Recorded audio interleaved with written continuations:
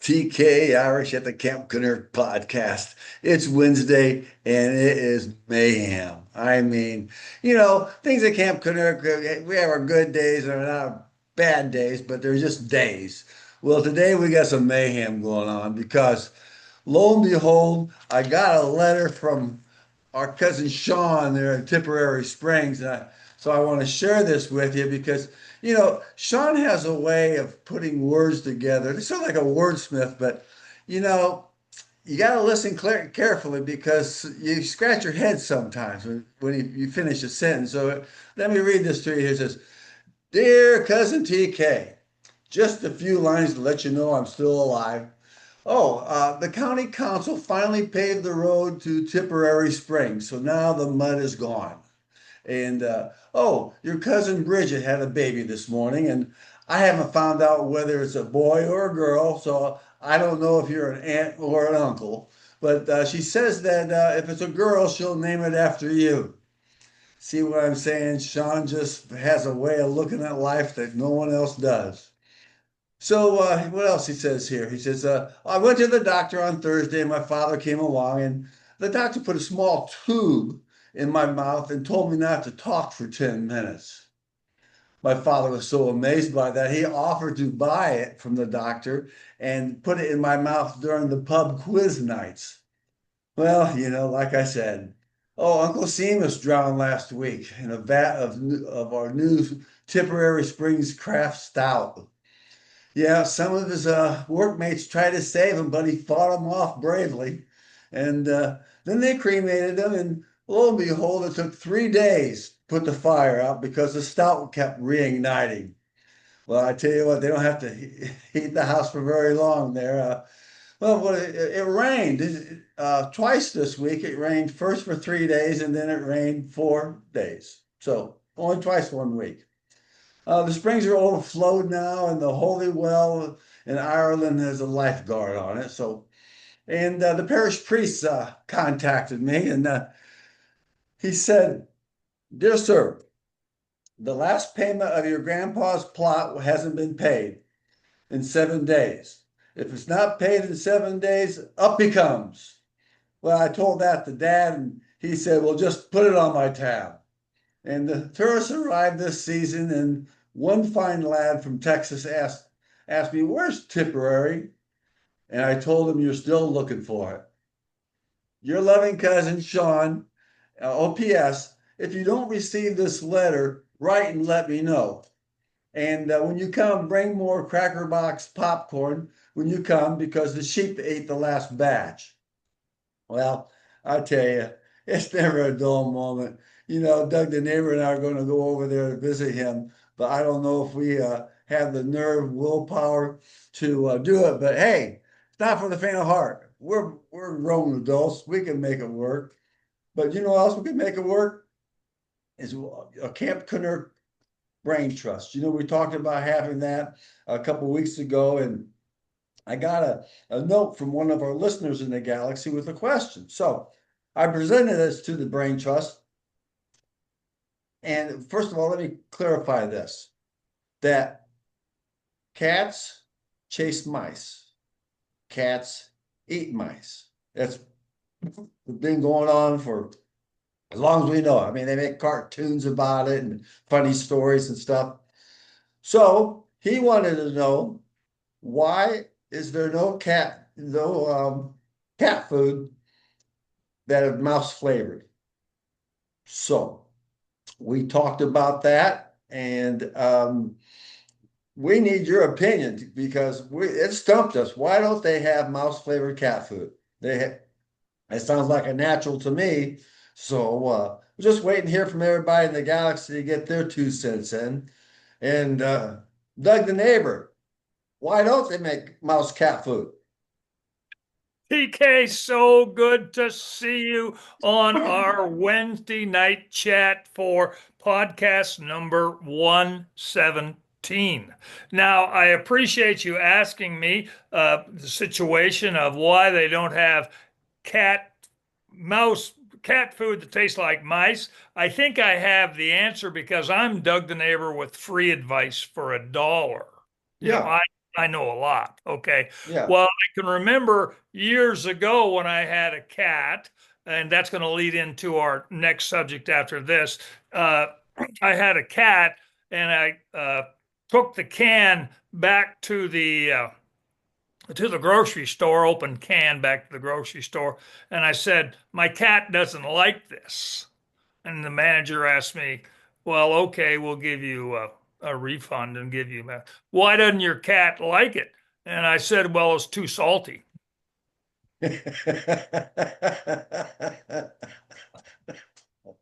Very clever. Very clever, Doug. Now, we have adopted a new cat named Murphy, and I think we have a picture of Murphy. We can post that now. Cute little Oh, tuxedo. cute as could be. We had a couple people, wanting to know where if he had any, if Murphy had any brothers or sisters. So Right. I didn't spill the beans. I just said, I don't know. Murphy doesn't talk much about his past, so Yeah. we don't probe. We don't probe. And we're very touched by Ashley up there in Scranton, Pennsylvania, who is on the helpline for Astound Media Cable Company. She helped me get my cable TV flat screen back to work. And during the whole conversation, she told us how she and her sweetie had adopted Murphy. So we decided to adopt Murphy, and we have a beautiful picture, and we've just shown it. And now that reminds me of a charitable thing that I would like to do on behalf of Camp Kennerk podcast. And this is going to be a little bit of a surprise. We're just going to drop a bomb on somebody. Here's the story. Years ago, when I worked at the Randy Tarr restaurant in Dallas, Texas, and you were there in Dallas, and you were very familiar with the Randy Tarr restaurant up there in Greenville Avenue.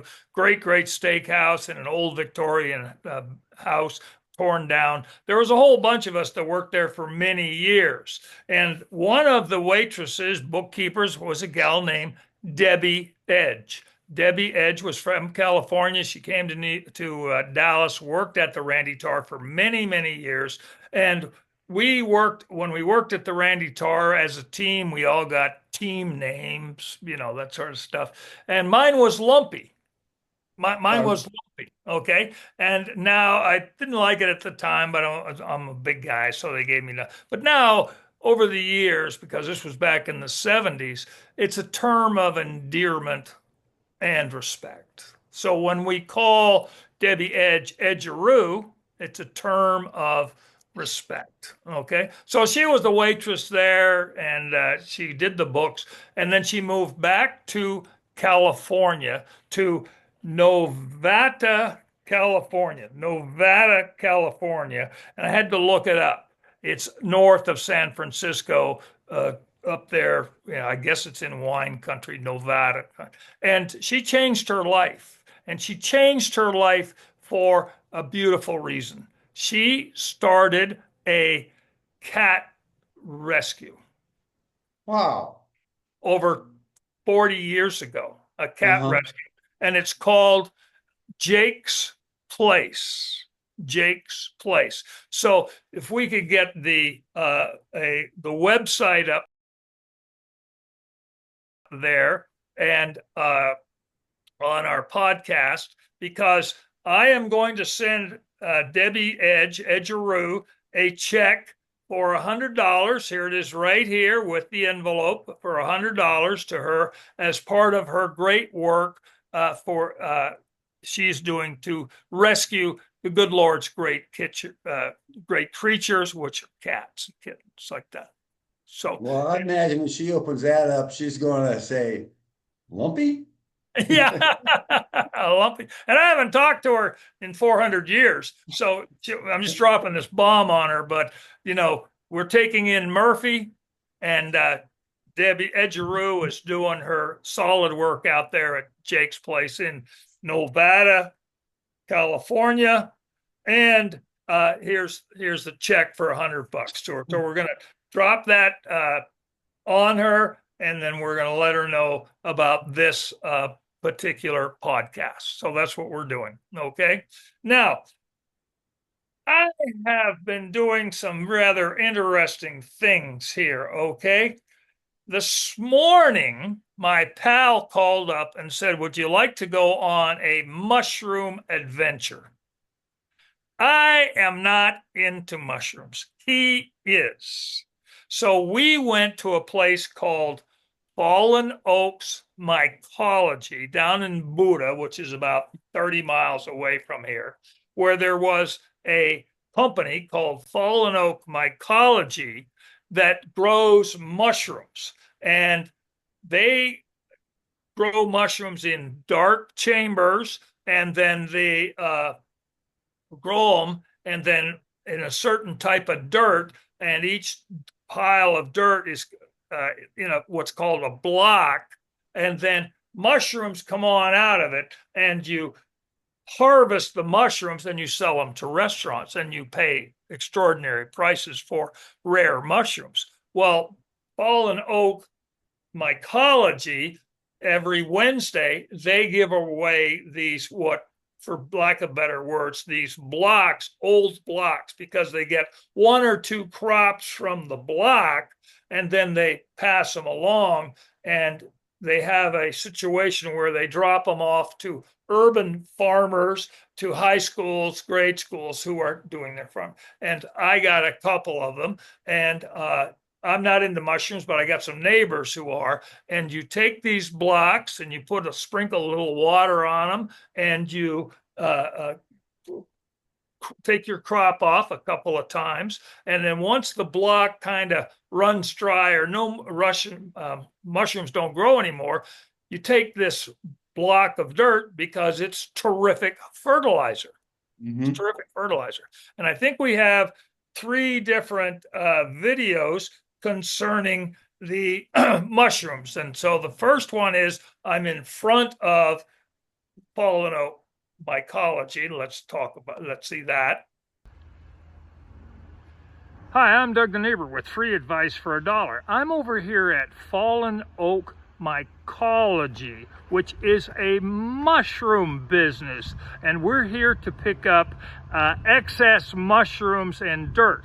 You grow mushrooms for one crop, maybe a second one, and then the rest of it is bagged up and delivered to schools, farmers, for science work and fertilizer and things like that.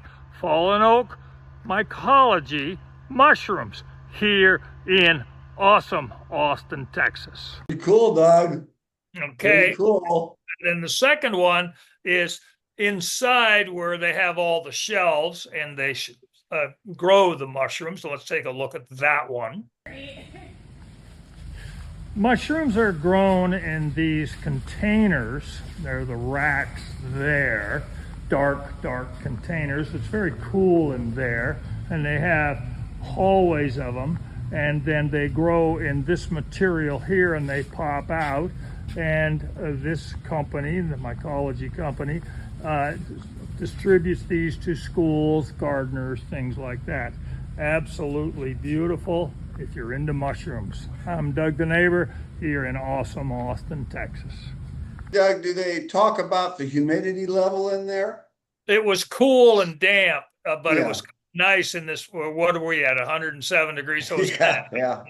And then the third video is where we're in my truck, and we have about 50 bags of the blocks of mushrooms, and we dropped 25 off at Cunningham Elementary School because they have a garden in there that the kids grow. And then my friend Scott, he took about 10 of them, and I distributed about 10 more through the neighborhood for people who are chefs and cooks and gardeners, so they have their own mushrooms. So we have that video.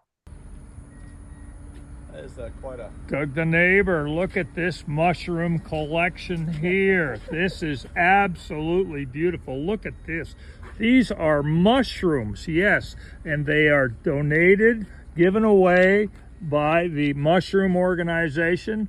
And here's my pal Sam over there. He's out to deliver them to various organizations. To elementary school. Elementary schools, yes, to deliver these mushrooms. And what you do is you grow them, and you can clip them and eat them, and then you use the dirt that's in there, as fertilizer. So it's a twofer.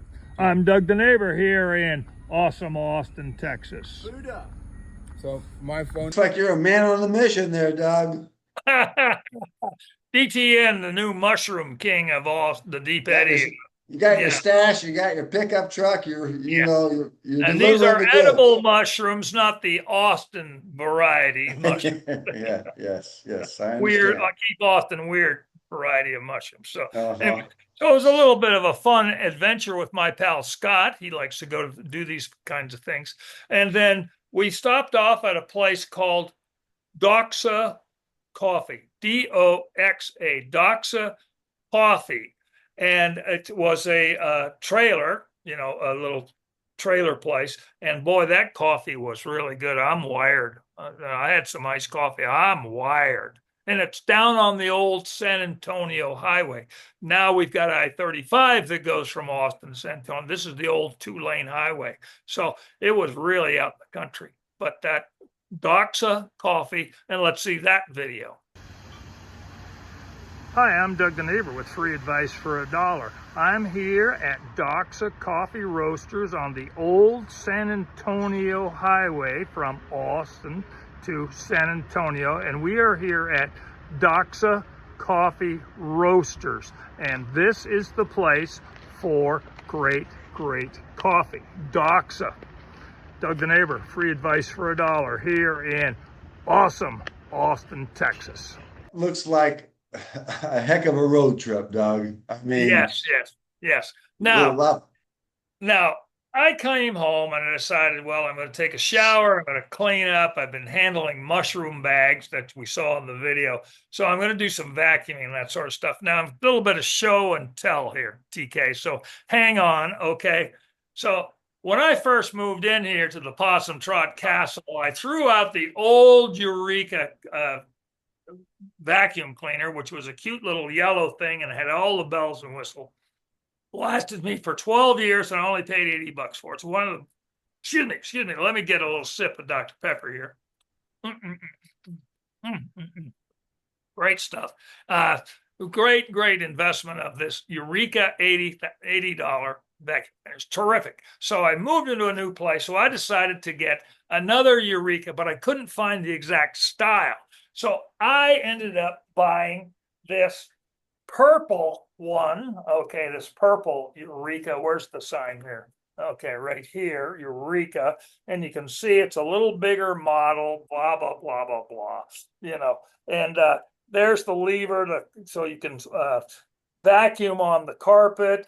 Here's where you turn it on, and the suction goes in here and it does it. Okay. Now, they also have one of these things here, which is, for lack of better words, is a little spike that you can take this thing and connect it to the hose, which is the hose is right here, okay, and you can get into the edges with this.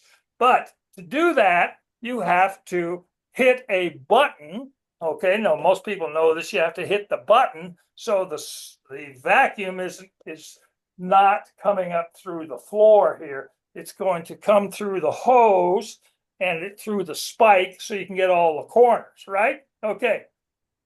I spent an hour, there's no button. I can't find the button for it to transfer the vacuum from the floor to the hose for this. All right. So free advice for $1 for Eureka. Smarten up, make it easy. Robots are coming, but the robot couldn't find the button, so there you go. So I'm having a wonderful time here in awesome Austin, Texas.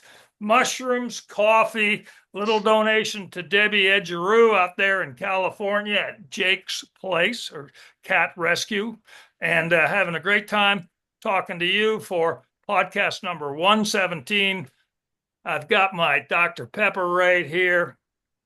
TK, always good to see you. Play ball. Aaron, go raw.